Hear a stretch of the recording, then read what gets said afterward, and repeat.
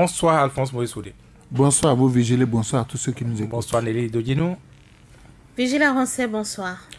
Le collectif des syndicats de la santé a donné de la voix hier, j'allais dire, a donné sa réponse par rapport à cette décision de la Cour constitutionnelle arrachant au secteur de la santé, au secteur de la justice, au secteur de la sécurité publique, le droit de grève. Eh bien, les travailleurs de la santé ne respecteront pas cette décision puisqu'ils ne se retrouvent pas. Nelly Dodinou, vous êtes juriste. Rébellion à décision de la Cour constitutionnelle, dirait-on? Oui, rébellion. C'est vrai, on dit souvent, on dit que les décisions de la Cour sont sans recours, elles s'imposent à tous. Mais nous voilà dans une situation qu'une frange ou bien les concernés par cette décision déclarent que cette décision est de nul effet. C'est une décision à jeter, je ne dirais pas le mot, pour la confédération ou le collectif des syndicats de la santé. Pour eux, cette décision n'a pas de valeur. Du moment où le gouvernement a reconnu que leurs revendications étaient légitimes, qu'ils avaient droit de revendiquer, des engagements ont été pris et que du jour au lendemain, une partie qui finit par se retrouver juge aujourd'hui prend une décision. C'est-à-dire nous sommes retrouvés dans une situation où le ministre Diogwino, qui a été parmi ou bien l'une des têtes pensantes de cette réforme, se retrouve à la Cour constitutionnelle. Au départ, il était parti. Quand je dis parti, c'est-à-dire le gouvernement et les syndicats et les travailleurs forment les deux parties. Un cas de juriste. Et une partie qui se retrouve aujourd'hui juge revient sur ces décisions-là, alors qu'une autre cour la cour du professeur Olo a rendu une décision dans ce domaine pour conserver les libertés syndicales. C'est vrai, en tant que juriste, on ne peut pas aller contre une décision. Encore que la loi a été promulguée. Si la loi n'était pas encore promulguée, les organisations pourraient exercer encore leur pression. Si la loi n'est pas promulguée, c'est qu'elle ne pourra pas être appliquée. Le jour même que la décision a été rendue par la Cour, Diogbenou, cette même nuit, la loi a été promulguée. Quand nous prenons le délai, on pourrait dire c'est fait à 200. Les gens se sont réveillés avec ce retrait de droit de grève, cette loi qui est en vigueur en République du Bénin depuis cette date-là. Est-ce qu'on peut aller contre une loi en vigueur? Les légalistes vous diront que ce n'est pas possible du moment où la loi a été promulguée. Mais quand vous revenez à la sociologie, à la psychologie, parce que en dehors de l'application de la loi s'applique dans un espace donné. La loi s'applique à des individus, la loi s'applique à des personnes. C'est peut-être à ce niveau nous pouvons retrouver la désobéissance. Une loi qui ne nous donne pas les conditions, ne permet pas les meilleures conditions peut-être de vie et de travail. Est-ce que cette loi devait être appliquée? C'est là toute l'interrogation. Est-ce que cette loi, c'est pas une loi qui méprise le travailleur béninois? C'est là toute la question. Le rejet par les concernés qui pensent que c'est un moyen de pression, qui pensent que c'est un droit violé, retiré, ce serait un bras de fer. Peut-être les juridictions seront saisies à nouveau. Qui sait, peut-être que la Cour reviendra encore sur sa décision. On ne sait pas. Mais en l'état, une loi en vigueur, on ne saurait aller contre.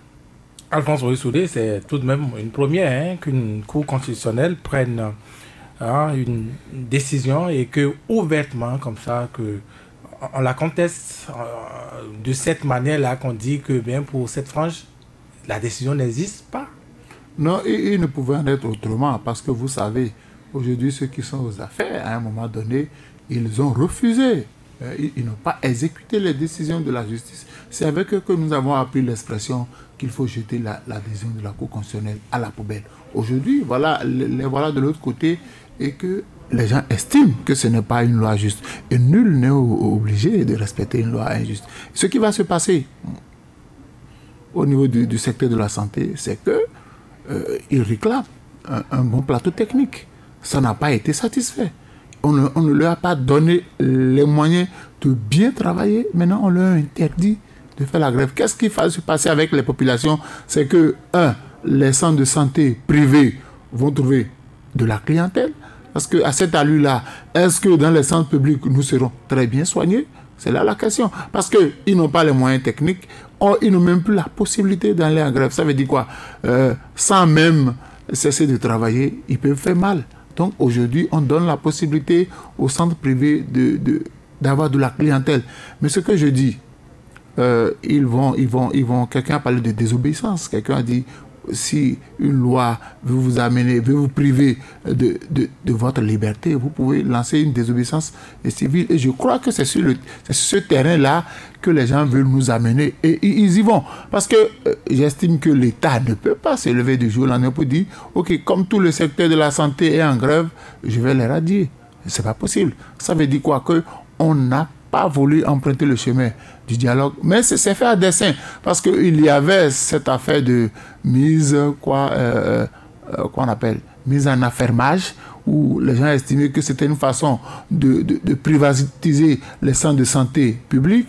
On a dit que si on arrache le droit de grève aux agents permanents de l'État, peut-être avec la révision de la Constitution qui avait échoué, si cela était passé, on devait faire, la révision par la voie parlementaire, les gens ne pourraient pas réagir. Donc, c'était à dessein qu'on a choisi de revenir sur cette décision du professeur Lo, mais voilà les conséquences, parce que vous avez indiqué vous-même la voie. Lorsque vous étiez de l'autre côté, le professeur Lo a pris des décisions que personne n'a respecté, que personne ne voulait même respecter. Aujourd'hui, on leur retrouve la manivelle. Mais ceux qui vont souffrir, ce n'est ni l'État, ni les agents de santé, ce sont les pauvres populations qui ont besoin de se faire soigner. Parce que quand vous allez au centre de santé, qu'on vous prend les constances, on peut vous laisser là, hein. On va dire que le médecin qui doit s'occuper de vous n'est pas disponible. On va vous dire les médicaments pour les premiers soins n'existent pas. Il va falloir que vous débroussez de l'argent pour faire soigner et ça va traîner en longueur vivement. Bon, un soir, vous allez là-bas, on dit l'urgentiste n'est pas là. Le temps qu'on ne s'occupe de vous, vous allez passer de vie. Ça peut prendre d'autres formes. Ça peut prendre d'autres formes, c'est-à-dire les gens peuvent aller au travail sans s'occuper des malades. C'est aussi simple que ça. Donc, il faudrait que l'État ouvre le dialogue, parce que le secteur de la santé, le secteur de l'éducation, ce sont des secteurs sensibles. Ce sont des secteurs avec lesquels nul n'a le droit de jouer. Mais quand vous jouez avec ça, nous, les autorités, le chef de l'État l'a dit un jour, si ils sont malades, si leurs proches sont malades, on peut facilement les évacuer vers les grands centres de santé à l'extérieur. Mais quant à la masse populaire qui n'a personne qui va s'occuper d'eux, ils n'ont même pas l'argent d'aller se faire soigner dans les centres privés où déjà, quelquefois, la consultation est à 5 000, à 8 000. Donc, tous ceux qui n'ont pas les moyens se tournent vers les centres de santé. Et si dans les centres de santé publics, les conditions ne sont pas réunies, qu'adviendra-t-il de la population? Nelly Dodjine, je me tourne encore une fois vers la juriste. Le soubassement donc de cette rébellion, de cette résistance de ces travailleurs-là à cette décision de la Cour constitutionnelle est d'abord juridique. Ils estiment que la Cour constitutionnelle n'avait même pas le droit de revenir sur cette décision de la précédente Cour, les décisions de la Cour étant sans recours, et un peu prenant le bout donc de la position du professeur Moïse Lalaye sur le sujet, à savoir que ça a été un colmatage pour arriver à une décision anormale. Donc on aurait parlé de décision scélérate. Dans ce cas-là, comment on s'en sort? À qui recourir alors pour que si réparation il y a à faire, on puisse opérer cette réparation? Ce serait toujours vers le même juge. C'est la haute juridiction. Des recours encore. Vous savez, la Cour constitutionnelle était par rapport à ce retrait de droit de grève ou à ce droit de grève à sa 4e revirement jurisprudentiel. de Concepción Ouesso, en passant par la cour de Dossou, la cour de Olo, pour finir à la cour de Diogbeno. Il n'y a pas une constance en ce qui concerne le droit de grève au Bénin. Pour les gens, c'est on peut retirer dans les conditions que la loi aurait prévues. Pour d'autres, c'est un droit reconnu, constitutionnel et garanti par la Constitution qu'on ne saurait y toucher. Nous étions avec ces deux écoles, ces deux courants, mais quand subitement la politique a vraiment fait la même mise à mi sur cette situation. Juridiquement, vous avez entendu les professeurs que les décisions de la Cour sont sans recours et que la Cour Diogbeno n'avait même pas à revenir sur... Les considérants que cette Cour cite, eh bien, pour finir par cette décision-là, c'est-à-dire le dispositif... ne sont pas la bonne conclusion. Voilà, c'est-à-dire les motifs considérants. Quand vous lisez jusqu'à la fin, on a comme une gymnastique qui s'est produite et puis bon, la décision, il fallait donner de cette façon. Ce que je retiens tout simplement, c'est ce même gouvernement qui a désacralisé la Cour. Et l'enfant n'emboîte le pas à son père. Nous avons la décision concernant la CEP Bénin, que la Cour a déclaré l'installation non conforme à la Constitution qui viole les textes de la République. Mais la CEP Bénin est là, prend des décisions régulières, des décisions légales. Parce que le gouvernement a ignoré cette décision. Il y a eu d'autres décisions concernant Stéphane Todomé. La Cour a rendu une décision, mais personne ne l'a respectée dans la République. On a fait des choix.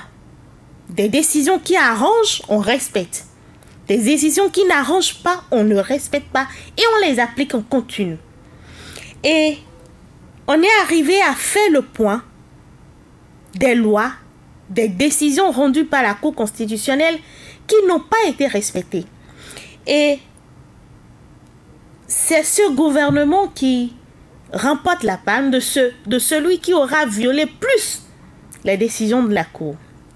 Même dans les juridictions, dans nos tribunaux, la Cour a rendu des décisions pour dire la détention de telle personne est arbitraire. Mais personne, même dans nos tribunaux, ça n'a pas été respecté. Du coup, vous vous retrouvez avec une masse, une population qui pense aussi que cette décision telle que rendue, ça ne peut pas être appliqué. Donc la graine a pris, la semence a pris, désormais c'est le pas. A pris le pas, c'est ça je dis. L'enfant emboîte le pas au père, aux parents. Le bon exemple, vous le donnez. Et quand vous êtes à la tête de quelque chose, de quelque part, c'est vous qui imprimez le rythme, la voie à suivre. Si nous arrivons aujourd'hui, ce n'est pas que le collectif de la santé. Vous avez entendu les membres du PCB réagir la semaine dernière pour dire pratiquement la même chose, que cette décision est de nul effet, qu'on ne saurait l'appliquer en République du Bénin. Et ce sont des juristes, et le porte-parole, c'est le professeur Noudjanoumé. Il est professeur de droit à l'université d'Abomey-Clavy. Donc, nous avons affaire à des juristes qui non seulement maîtrisent la chose. Nous avons écouté l'invité du jour que vous, Vigile Arancet, vous avez reçu, le professeur Lalaye. Il est constitutionnaliste, il est professeur de droit constitutionnel. Donc, quand vous avez tous... Il est professeur de droit public. De droit public, mais il fait aussi le droit constitutionnel. Je me rappelle avoir fait le droit constitutionnel avec lui. D'accord. Donc... Ça vaut la juriste. Non, c'est pas que je ne suis pas la juriste. Vous me donnez trop de noms, c'est juste que... J'avais fait la faculté de j'ai fait cette formation-là. C'est peut-être qui me donne un tout petit peu d'avantage que vous, c'est tout. Bien sûr. Vous les avez entendus dire, ce n'est pas possible. On ne peut pas revenir sur une telle décision. Encore que, moi je dis, la décision, le professeur Diogbeno aurait vraiment gagné à ne pas revenir. Parce qu'il était parti de ce... Si c'était un procès, c'était comme la partie adverse ou la partie plaignante. C'est-à-dire, on avait deux parties. Les syndicats et les travailleurs. On avait le gouvernement, les ministres et l'Assemblée nationale. Et la bataille a été faite. Ça a pesé. Tous les corps de métier se sont mis dans cette bataille-là. On a fait des grèves perlées. La Cour, en tenant compte de ce qu'il y a. C'est vrai, d'autres diront que la Cour du professeur Hulot a cédé à la pression. Mais je vous ai dit tout à l'heure que la loi ne s'applique pas en dehors des hommes. La loi s'applique dans un espace donné, sur un territoire donné. Et quand on vous dit un pays, un État, c'est un pouvoir public. Après le pouvoir public, vous avez un espace, un territoire donné, et vous avez les populations. La loi n'a pas pour vocation de mettre la cité en péril. Sans dessous-dessous. Mais Alphonse Moïse Soudé, on retrouve quand même que dans ce débat-là, il n'y a pas que les agents de la santé, ceux-là qui pourraient donner de la voix également, se faire entendre dans ce débat-là, appliquer ou ne pas appliquer cette décision de la Cour constitutionnelle. C'est indubitablement les juristes, les magistrats, et plus globalement donc le secteur de la justice. Ils se sont prononcés la dernière fois, mais sur ce point précis, on ne les a pas entendus, on attend tout. Non, et vous savez, ils sont déjà divisés, c'est deux camps qui s'affrontent. Et quand en face... Même dans le secteur de la justice? Oui, quand en face d'une situation, on n'arrive pas à se prononcer, c'est dire qu'il y a malaise à ce niveau-là. Parce que tout le monde attendait l'UNAMAB sur ce point-là. Mais malheureusement, ils ne se sont pas prononcés. Ça veut dire quoi? Que les débats, au cours des échanges, ils ne se sont pas entendus, chacun défendant son point de vue. Parce que vous savez que c'est un secteur, dès que ce secteur-là entre dans la grève, c'en est fini. Mais aujourd'hui, si l'UNAMAB n'a pas pu se prononcer, c'est qu'au sein de l'UNAMAB, il y a des courants. Non, Nelly Dedine va peut-être répondre tout à l'heure à la question, mais on sent souvent les juristes ont cette pudeur-là d'être celui-là qui va être montré du doigt comme ne respectant pas la loi, ne respectant pas une décision. Mais faut-il toujours respecter toute décision? Faut-il respecter toute loi? Non, pour ce que je sais, si toutes les lois ne sont pas des lois justes, et j'ai dit, nul n'est obligé de respecter une loi injuste. Si la loi qui a été votée porte atteinte aux libertés élémentaires, c'est normal qu'on réagisse. C'est le béaba, même dans votre maison, quand vous prenez une décision qui n'arrange pas les enfants, mais les enfants violent la décision et attendent votre réaction. À un moment donné, quand papa constate que, bon, en fait, ce qu'il a instauré comme discipline, comme décision dans la maison, personne ne la respecte, il rentre en lui-même et analyse à nouveau cette décision. Mais est-ce que c'est une bonne décision? Moi, je dis non, on n'avait pas besoin de revenir sur le droit de grève. On a dit d'encadrer. Qu'est-ce qui empêchait le gouvernement d'organiser cela avec les parlementaires pour encadrer le droit de grève au lieu de chercher à retirer le droit de grève? Donc c'est le gouvernement qui a utilisé la Cour constitutionnelle pour aboutir toujours à la fin. Mais vous savez, il y a quelqu'un qui a saisi la Cour par rapport à ça. Et je vous avais dit ici qu'il y a un certain nombre de lois, et Nelly l'a rappelé, qui n'arrangeaient pas le gouvernement. Et maintenant, quand un des caciques du pouvoir se retrouve là-bas, c'est normal que quelqu'un, peut-être un citoyen béninois de leur camp, adresse un recours à la Cour pour revenir sur une décision. C'est ce qui se passe. Donc aujourd'hui, toutes les décisions qui n'avaient pas arrangé le gouvernement, vous avez vu pour le COSLEPI, c'est la même chose. Vous avez vu le droit de grève, il y aura plusieurs autres décisions sur lesquelles la Cour va revenir parce que ces décisions n'arrangent pas le gouvernement en place. Le gouvernement a besoin de ces décisions-là pour asseoir son autorité dans la cité. Parce que si un certain nombre de droits de grève aujourd'hui, on a dit, bon, si on leur retire la grève, personne n'aura le courage de faire la grève. Parce que s'il fait la grève, la sanction est là. Forcément, vous allez perdre votre boulot. Mais aujourd'hui, il y a des gens qui défient déjà l'autorité de l'État, qui disent, vous nous retirez le droit de grève, mais vous ne nous donnez pas les moyens techniques, matériels pour jouer notre rôle dans la cité. Et pourquoi vous nous retirez le droit de grève? Nous avions exprimé des besoins. Vous n'avez pas satisfait ces différents besoins, mais vous nous interdisez de parler. Nous allons parler et rien ne se passera. Donc, j'estime que le collectif de la santé défie l'autorité de l'État parce que l'État n'a pas respecté ses engagements, l'État n'a pas mis à disposition les moyens qu'il faut pour sauver pour soigner les petites populations, eux, en tant qu'agents de santé. Parce que quand vous allez au centre de santé, ce n'est pas le gouvernement que vous avez en face de vous. Ce sont les agents de santé qui reçoivent les invectives des populations. Quand on veut crier dans les centres de santé, ce n'est pas sur le ministre de la Santé, mais c'est l'agent qui est là, qui reçoit la douche, qui est au gouvernement de réagir ou de ne pas réagir. Donc, j'estime qu'ils sont dans leur rôle. Si le gouvernement ne veut pas que la situation dégénère, c'est d'organiser, c'est leur donner le plateau technique. Parce que je vous ai dit, c'est dangereux d'aller dans les centres de santé que vous ne puissiez pas avoir de l'oxygène. C'est dangereux d'aller dans les centres de santé, de vous faire piquer par des moustiques. C'est dangereux d'aller dans les centres de santé, de voir circuler de gros rats. Il faut que l'État donne les moyens au centre de santé avant de leur interdire le droit de grève. Nelly Dodiano, la pudeur du juriste, devrait-on être gêné de ne pas respecter une décision que tout le monde qualifierait ou qui techniquement serait démontrée comme anormale, scélérate? Oui, mais d'autres vous diront la loi elle est dure, mais c'est la loi. Donc, que les magistrats prennent du temps pour répondre, ils sont des juristes. Ils doivent vraiment faire attention. Ils ne sont pas du secteur de la santé, ils ne sont pas partis politiques, ils ne sont pas les autres. Ce sont les élites du droit. C'est eux qui rendent les décisions dans les tribunaux. Et ce sont les spécialistes de l'interprétation de la loi. Et quand ils prennent du recul, c'est vraiment pour analyser le contour. Et je vous ai dit tout à l'heure, est-ce qu'on peut violer une loi en vigueur? C'est tout le problème. Juridiquement, est-ce qu'on peut le faire? Je ne pense pas. À moins que nous ayons sur le terrain de la désobéissance civique, quand on sait que cette loi n'est pas de nature à garantir les droits et libertés. Quand on est sûr que cette loi telle que prise, les dispositions de cette loi, n'est pas de nature à créer un climat de paix, un climat social d'épanouissement. Là, on va sur le terrain de la désobéissance civique qui est même protégée par la Constitution.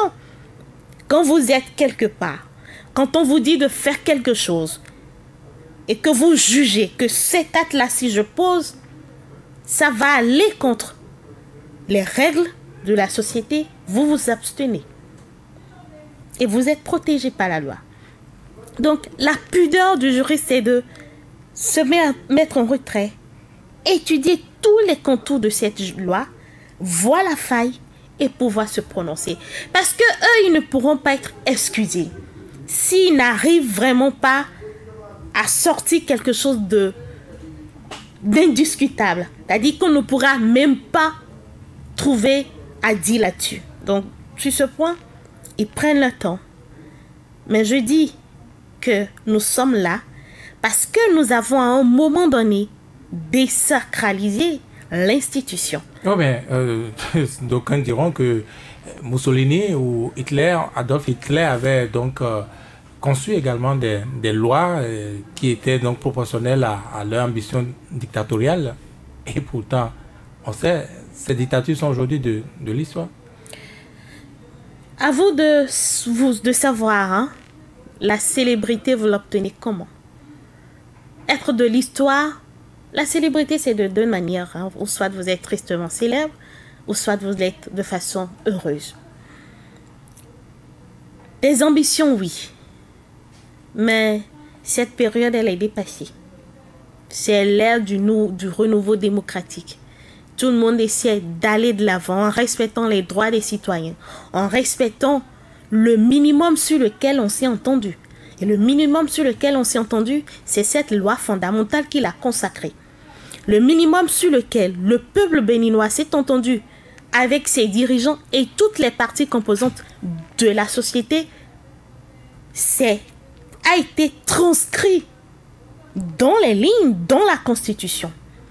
Et si vous n'arrivez pas, parce que peut-être que vous avez des ambitions, pour pouvoir faire fi de tout ce qui a été dit, c'est un peu difficile.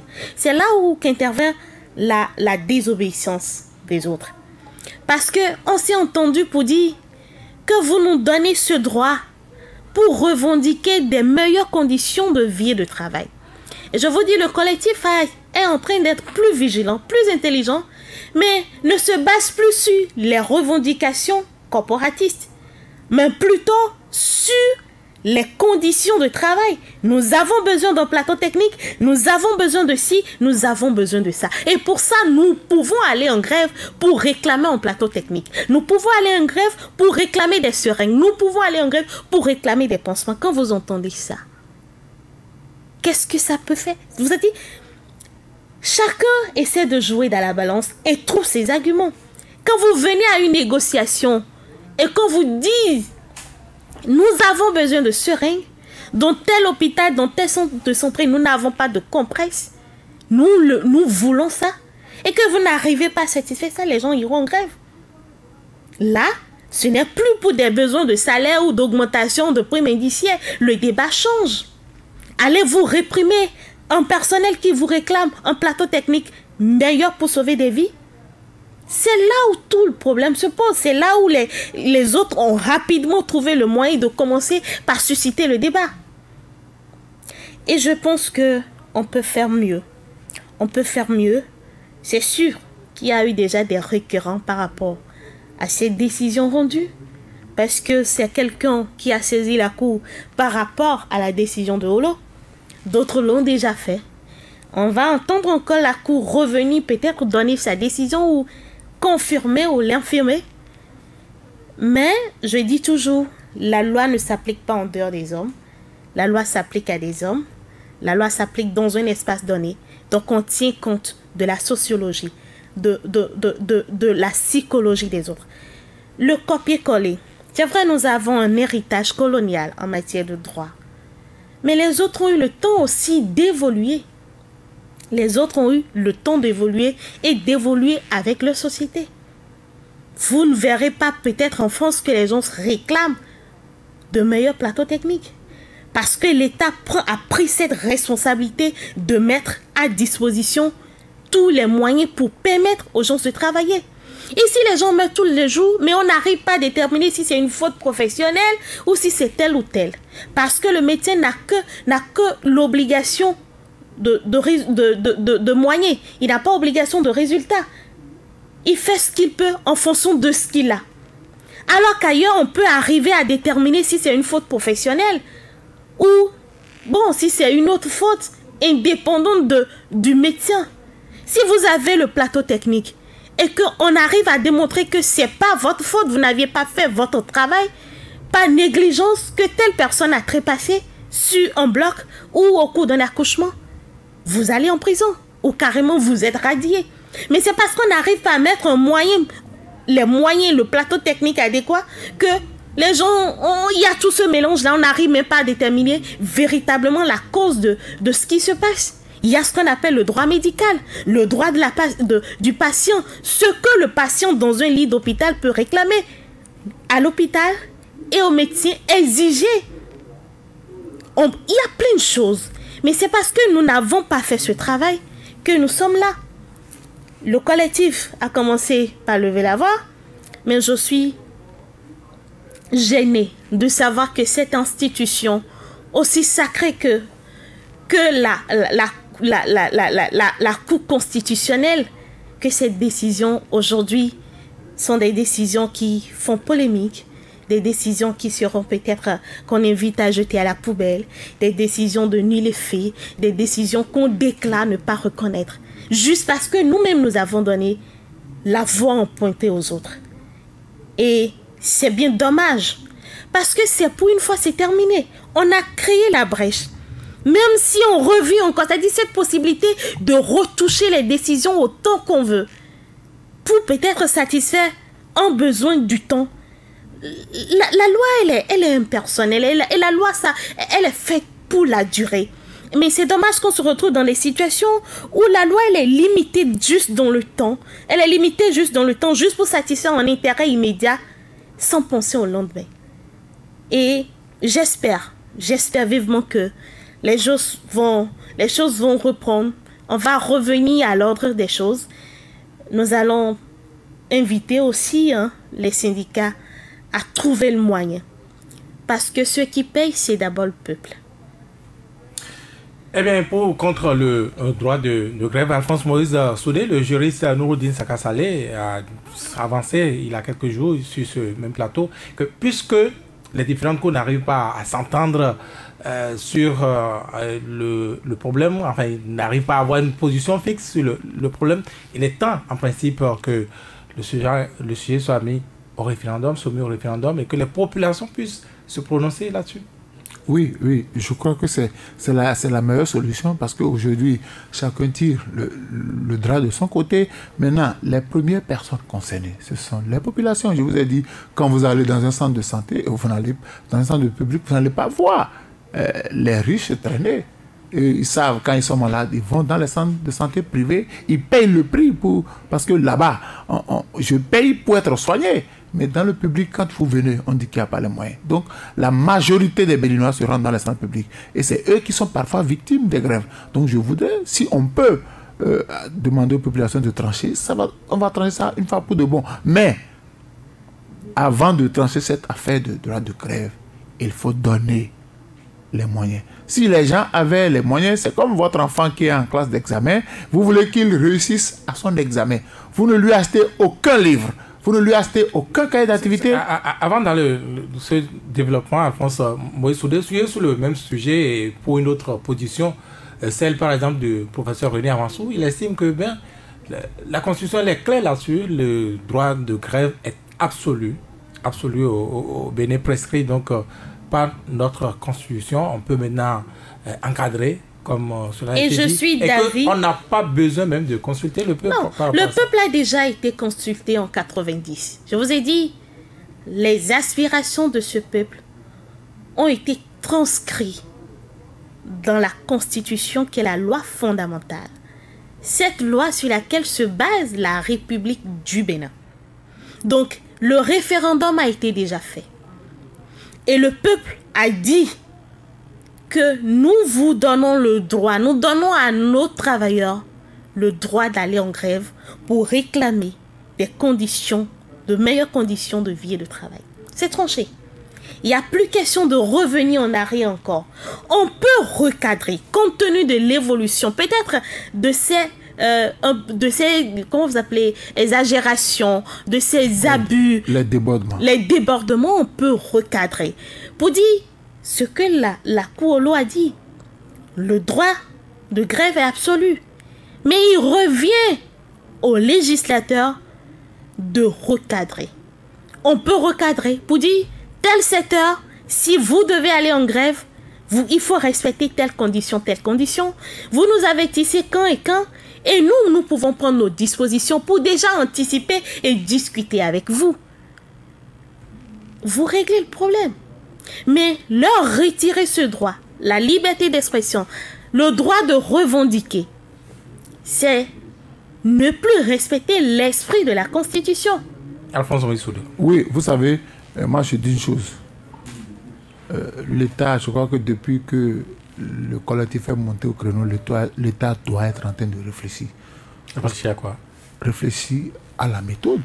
Parce qu'aujourd'hui, Adolphe Oussou et ses confrères ne s'attardent plus sur les revendications corporatistes. On a laissé les salaires, on a laissé les primes. On dit maintenant plateau technique. Nous sommes prêts pour le travail. Mais nous n'avons pas les moyens. Une technique, une stratégie pour avoir donc la population. Oui. Parce que si vous allez au centre de santé et qu'on vous dit, il n'y a pas d'oxygène, il n'y a pas de ci, il n'y a pas ça. Donc ça donne la possibilité de croiser les bras et de regarder les, parce que, les malades. Le médecin n'a que l'obligation. Tu amènes ton parent à l'entrée, on te dit, on n'a pas d'oxygène.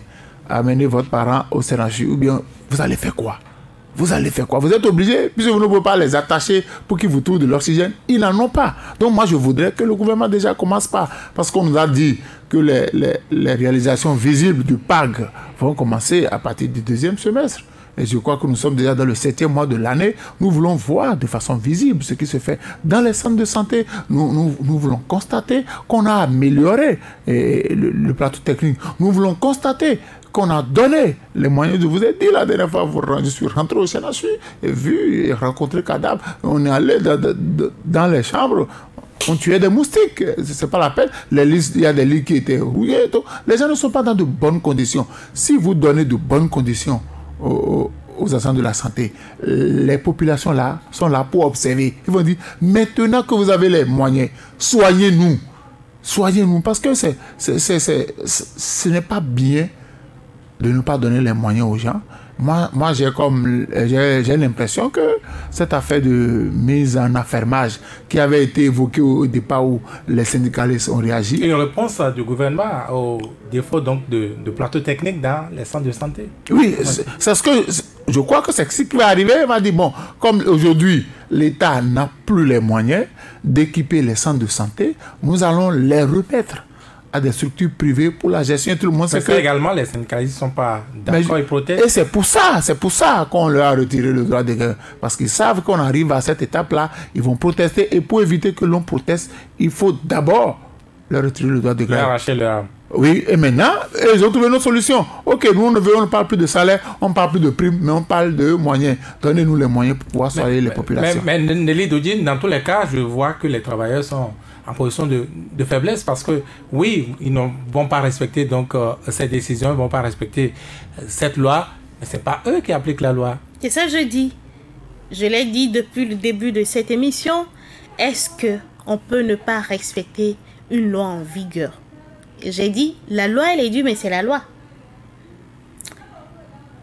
L'application de cette loi serait...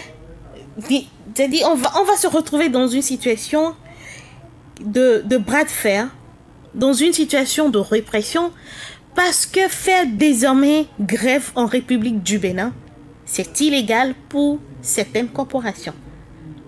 Du coup, tout ce qu'il y aura comme sanction serait légitime ou légal. Maintenant, tout dépend du rapport de force. Tout dépendra du rapport de force. C'est-à-dire? La ténacité, les jeux de couloir, les négociations, les tractations, si le gouvernement voudrait encore les écouter, si, c'est ça il a dit, la gestion des conflits, comment on gère ça, la situation actuelle, parce qu'on sait très bien que cette décision qui est intervenue aura des conséquences. Ça c'est clair, il n'y a rien à faire. Ne pas se dire ça, c'est soit on n'est pas prévoyant, soit on s'en fout, soit on se dit, bon, ceux-là, ils n'ont pas de moyens pour résister, donc on est dans une autocratie, on est dans une peur totale, et puis ça passe. Mais quoi qu'on dise, il y a vraiment conséquences, il y aura des effets. Et l'une des conséquences, c'était déjà des voix qui vont s'élever pour dénoncer cette loi et des dispositions qui seront prises pour aller contre cette loi. Et c'est là la phase dans laquelle nous sommes. Ils savent qu'ils ne pourront plus faire grève comme auparavant. Ils l'ont dit. Mais ils vont s'adapter à la situation. Ils vont s'adapter à la situation. Il a dit dans sa déclaration que nous allons retrouver la base et trouver la stratégie pour se faire entendre. Il a dit. Parce qu'aujourd'hui, faire grève comme on l'a fait il y a 3 mois, ce n'est plus possible. Vous le faites, vous êtes sous le coup des sanctions. On trouvera, ils vont trouver peut-être leurs moyens, leurs techniques, mais en face, il va falloir avoir des personnes qui pourront les écouter, qui pourront aller aux négociations, qui pourront être en même de gérer ces conflits qui vont naître. Que ce soit, parce que nous avons 3 secteurs, on sait que les militaires sont exclus, c'est la grande muette, le droit de grève, ils ne sont pas concernés. Avant, il y avait que les paramilitaires avaient ce droit de grève, ça leur a été retiré. Quand on a retiré, il y a eu grand bruit, mais quand même, ils se sont adaptés. Mais non, des civils aussi qui se retrouvent dans la danse, il y a les magistrats qui vont réagir, mais eux, ils sont des légalistes. Ils sont des juristes, leur sortie va éclairer tout le monde, vous et moi. Nous qui sommes flous, on n'arrive pas à savoir quel bout, quand bien même des professeurs de droit qui sont revenus sur le sujet, même des professeurs de droit à l'université, des universités de Paris, qui ont apprécié du Sénégal, qui ont apprécié cette décision et de façon unanime. vous sentez que ce n'est pas une décision qui pourrait être rendue dans cette condition, c'est pas une décision qui est la bienvenue, les gens ont porté leur regard critique sur cette décision et sont allés même dire que la démocratie béninoise est comme un patrimoine de l'Afrique. Le Bénin, la Cour constitutionnelle béninoise est un patrimoine de démocratie en Afrique. Donc, arriver à violer ou à rendre des décisions du genre vient fragiliser, n'apporte pas de la plus-value à ce patrimoine-là que les gens apprécient. Nous sommes dans cette situation. En face, il y aura le pouvoir qui va suivre son objectif. Peut-être qu'ils vont quand même se retrouver et discuter. Parce qu'en retirant le droit de grève, c'est parce qu'on n'a plus l'intention de s'asseoir et de négocier quoi que ce soit avec vous. C'est parce qu'il y a ce droit-là que les gens arrivent à se retrouver quand syndicats se disent « je suis en mouvement », le gouvernement, parce qu'on les appelle des partenaires sociaux, s'asseyent et discutent, font des concessions. Mais quand on vous retire le droit de grève, c'est qu'on n'a rien à discuter avec vous. On vous impose les conditions, on vous impose les réformes. Quitte à ce que vous acceptez, vous n'êtes pas d'accord, vous quittez la fonction tout simplement. Pourtant, je pense Moïse Soudé, la confrontation est quand même imminente, comme on dirait, dans le milieu militaire, puisque c'est en pleine grève, en pleine revendication, plusieurs revendications, donc comme vous le saviez, sur le fond donc du secteur de la santé, en tout cas, que le droit de grève a été arraché et ces revendications n'ont pas été satisfaites. Ces syndicalistes, vous les avez entendus dire, ils devraient pouvoir revenir à la charge et très rapidement. Oui, vous savez, maintenant, le gouvernement n'en fera plus une exigence. Je vous donnerai ce dont je dispose. C'est à moi, dans vos regards, je prends votre plateforme revendicative et je choisis ce qui m'arrange et je vous les donne. Mais ce qui va se passer, c'est vrai qu'il y aura affrontement. Mais très tôt, ils vont régler ça. Parce qu'il suffit que le gouvernement se dise, bon, je prends les meneurs et je leur applique la loi. Parce que là, la loi a été votée, la loi a été promulguée, donc désormais, c'est applicable. C'est là que le mouvement, même si on descend là-bas, c'est là que le mouvement sera divisé. Parce que dès qu'on va prendre deux ou trois responsables, on va régler leur compte après. Après cette réaction, je crois que les gens vont se rebuffer parce que personne ne voudra perdre son travail. Il va dire, écoute, il vaut mieux alors que je reste là, les 45 000, les 55 000 que je gagne à la fin du mois pour m'occuper de ma famille, je préfère alors rester droit et les gagner. Parce que ce sont les éléments sur lesquels le pouvoir en face va jouer. Parce qu'on a dit, vous avez vu comment on a radié au niveau de l'armée, au niveau des gendarmes, on les a radiés, personne n'a réagi. Parce qu'on dit, écoutez, si on a pu facilement radier des gens, écoutez, celui qui lève la tête, on lui applique la loi. Et c'est dans l'application de la loi que, parce qu'il n'y aura plus de dialogue. Désormais, chacun sait ce qu'il ne faut pas faire. Jusqu'où il ne faut pas aller. Maintenant, si vous franchissez le Rubicon, le gouvernement est en droit de vous l'appliquer. Et je crois que le gouvernement aussi peut instaurer un climat de dialogue. Parce que c'est comme dans une classe, quand on demande à un enseignant de ne pas faire grève, l'enseignant a sa façon à lui de faire grève. En 2 heures, il peut être en train de dire la même chose. En 2 heures, quand l'heure finit, il remplit le cahier et s'en va. Les gens peuvent aller à l'hôpital, mettre mais la insuffisance de résultats. Mais c'est justement, c'est la même chose au niveau des centres de santé. Le médecin vient, on est en blouse, on est en blouson, on fait le tour des malades, on prescrit des choses, et puis bon, ceux qui sont chargés de les exécuter vous disent, ah, docteur, ce que vous avez demandé, nous n'avons pas les moyens. Est-ce qu'on va demander désormais, comment on appelle, aux malades, aux parents des patients, de prendre en charge l'achat d'un certain nombre d'éléments pour soigner leurs parents? C'est pas possible. Toutes les familles n'ont pas l'argent. Pourquoi on se rue vers les centres de santé publics et que dans les centres de santé privés, c'est ceux qui sont nantis? C'est parce que au niveau de l'État doit, ça fait partie des 5 besoins fondamentaux. L'État doit assurer les soins à ses citoyens. Moi, je demande à l'État, si nous ne voulons pas que la situation dégénère, que l'État, très rapidement, prennent la plateforme des syndicalistes par rapport au plateau technique et mettent à disposition. Mais on ne dit pas d'équiper tous les centres au même moment, mais de façon graduelle, que l'État commence par donner le nécessaire, parce que c'est important, c'est très important. En tout cas, le débat sur donc, le retrait du droit de grève à certains secteurs des travailleurs bénins va sans doute se poursuivre. Merci à chacun, merci à tous. Merci surtout aux amis auditeurs et internautes, les amis téléspectateurs, comme on dit, puisque Soleil FM, c'est désormais aussi sur Sika et sur YouTube. Il suffit de taper seulement Boulevard des opinions. Boulevard des opinions, simplement sur YouTube, et vous nous recevez, vous pouvez télécharger et regarder comme vous voudrez. Merci à chacun, merci surtout à Ghislain Wangba qui a assuré la technique, l'intégrale. C'est encore demain.